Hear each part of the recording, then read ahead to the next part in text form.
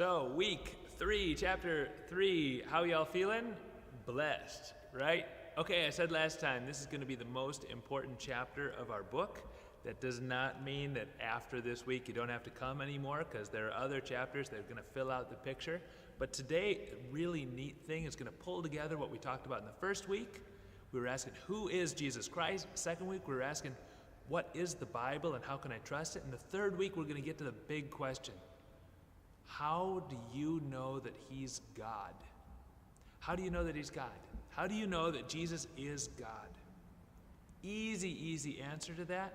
Get to it in a second. First of all, this is Halloween week. I hope you're enjoying Halloween week. I have problems on Halloween week because when I walk around, people say, hey, great costume, right? So maybe you don't have that problem, but when I walk around, people are like, oh, really? Are you really a priest or not, right? So the answer is, well, yes, hello, thank you, it's not a costume. I wish we all had the same problem on Saturday, November 1st, All Saints Day, right? I wish people seeing me would say, hey, are you a saint? Right? And I wish I could say that, right? We're all getting there, we're all going for it, we're all shooting for that. Because to be a saint, what does it mean? Who were those people? It means they were people who became the best version of themselves. They were people who fulfilled all of God's plan for them. You want that, I want that, we want it for ourselves, we want it for everybody else. That's one of these awesome things about gathering in a group like this. Because all together we need each other. We need each other to be exhorting each other to holiness. You read a lot of the letters of the New Testament written by St. Paul, written by St. John, written by St. Peter, other of the apostles. And what are they doing? They're saying, strive for that. Strive for holiness. God made you for more. Okay, good. You know the answer already. So, third week, we're asking, how do you know Jesus is God?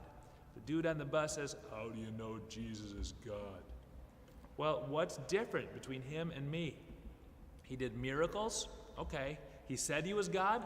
Well, a lot of people say they're God. Kanye West says he's God, right? A lot of people say that they're God, but Jesus proved it in a way that nobody else in all of human history has.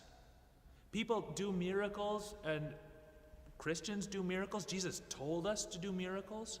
Mark 16. They happen. And then there's also people who fake it. You know, I do magic tricks. You know, other magicians do. People fake. They make illusions.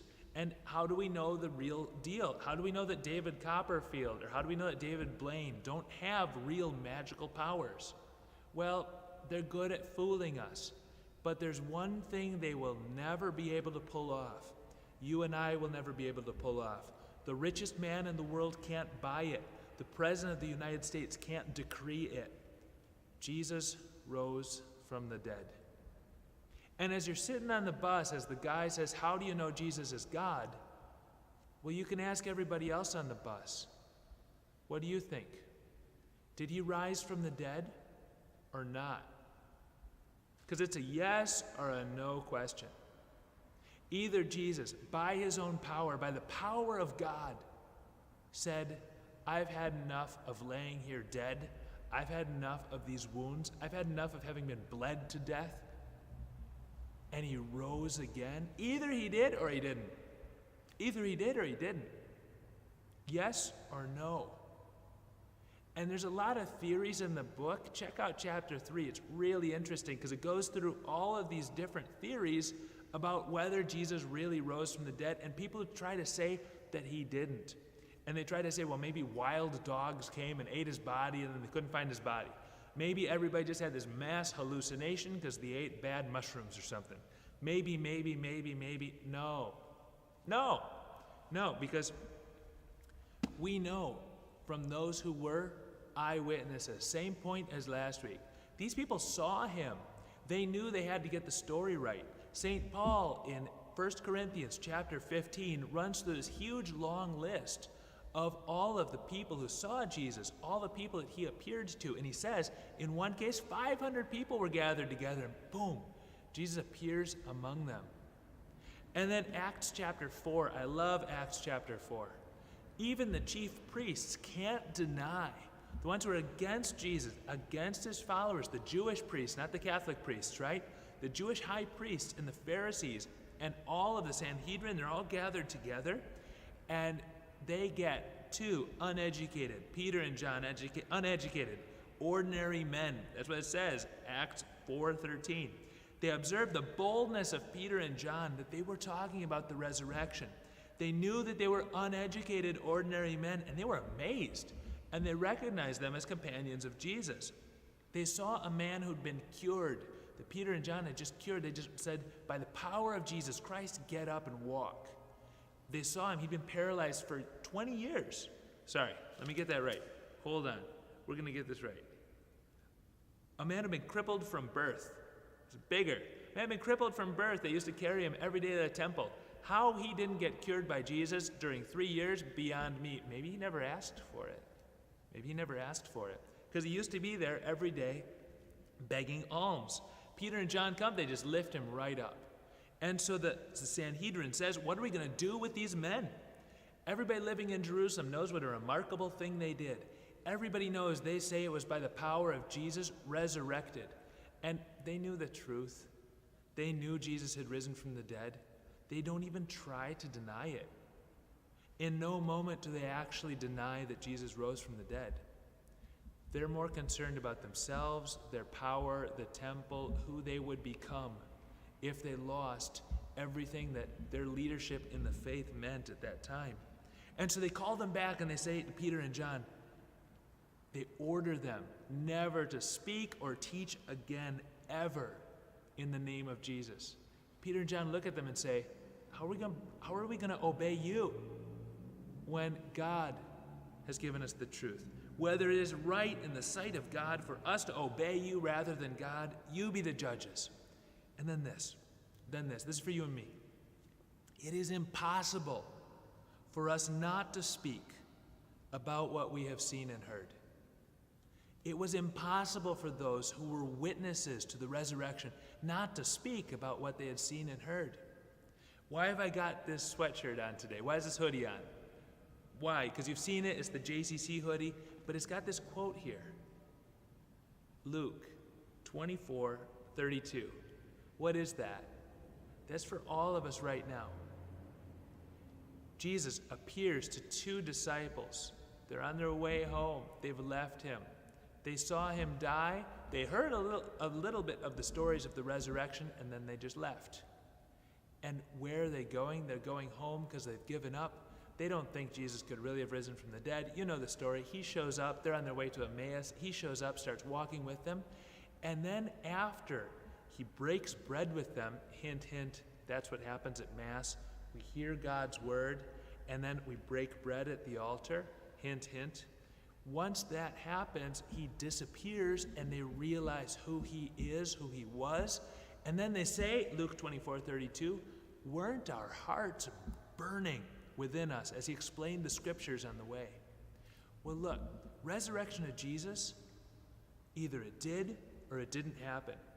All those eyewitnesses who said their hearts were burning, all of those 12 apostles, the 11 who were actually there, plus they had Matthias, all of those 12 went to their deaths. In one case, John, the legend is that they tried to kill him, but instead he ended up in exile so that we could get the book of Revelation. That's what we're told. Those 12 all died for Jesus. St. Paul died for Jesus. So many of the first Christians of that first generation, James, not one of the apostles, one of Jesus' relatives, dies for Jesus. So many of those names we know, many, many, many, many more names we don't know. Of all the Christians who were tortured to death in so many gruesome ways, I'm not going to put it on video. They were tortured to death by the Roman Empire, the most powerful state in the history of the world up to that time. They were put to death because they wouldn't back down, because they wouldn't say, we made it up, because they wouldn't say, all right, I'll sell out Jesus. No, they were sold out. They were all in, because they had seen him, and they'd placed their hope in him, and their hearts were burning.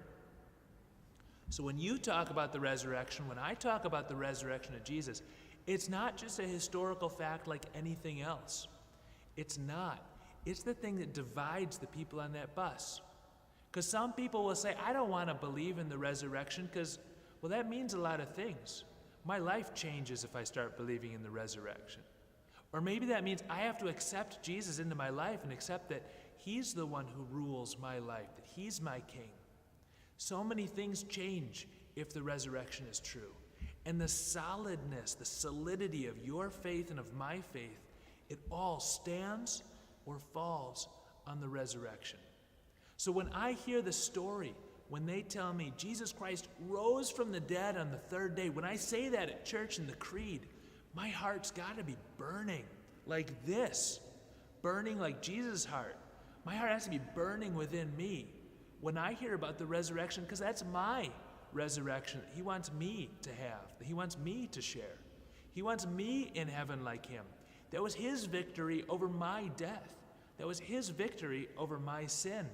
It's the good news. The good news. And the first Christians would go around, and that's all they would say.